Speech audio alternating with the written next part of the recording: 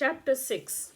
Shri Sadguru said, induced by the desire to obtain fame and wealth, scholars compose verses with a lot of pain and efforts. After days of mental strain, they write cheap verses of controversial meaning and yield joy to the dull-witted materialists only. But the self-realized sadhus, blessed with the mercy of Sri Bhagavan, compose sweet, melodious and wonderful kavyas effortlessly due to their divine wisdom. The sages discovered the eternal mantras and gave them all expression. In the same way, the noble souls illuminate great themes through great literary works. Sri Madhava, who stands beyond the hymns of the Vedas, is interested in listening only to the sacred verses and not the commonplace ones. Hence, a Bhagavata should ignore the songs of the crows and sing the ecstatic songs written by the staunch devotees of Lord Hari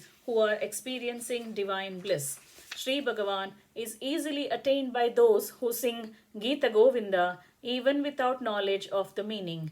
A flower vendor who has a friend who was a friend of a flower vendor who was a friend of Padmavati once was strolling in the garden singing Geeta Govinda. Engaged in plucking fragrant flowers and singing Geeta Govinda, that beautiful maid resembled a gopi. Sri Purushottama was impressed by her music.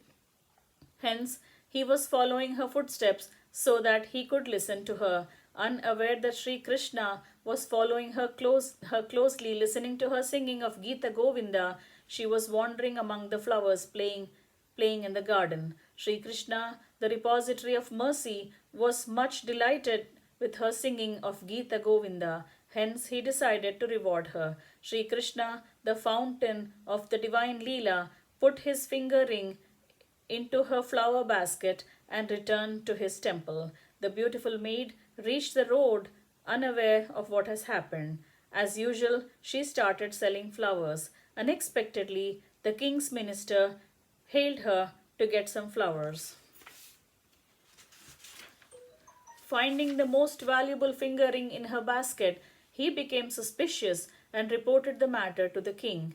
The king questioned of that meek young girl repeatedly. She could not bring out the truth. Ignoring her sobbing protests, he put her into prison. That night, Sri Jagannatha, the lord of Devi Lakshmi, appeared before the king in his dream.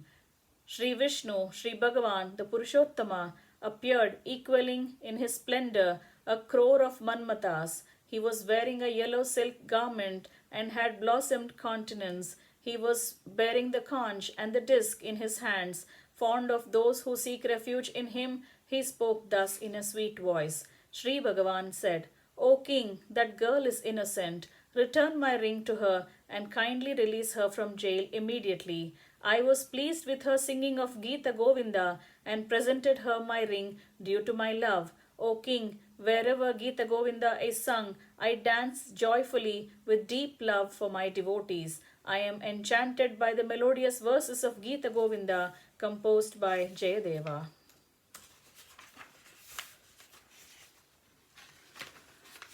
So take all efforts to arrange for the recital of Geeta Govinda daily in my temple during puja. Sri Sadguru continued. Sri Purushottama vanished, uttering these words. The king became enraptured and marveled at the darshan of Sri Hari.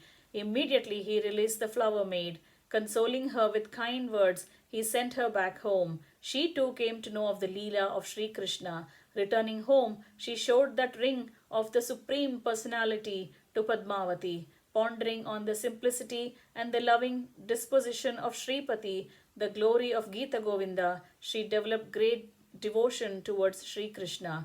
Thus, Sri Krishna, the consort of Devi Radha, is pleased with just a rendering of Geeta Govinda. Thus ends chapter 6 entitled Geeta Govinda Mahatmyam of book 5 of Shri Vaishnava Samhita, composed by Shri Krishna Premi Swamigal.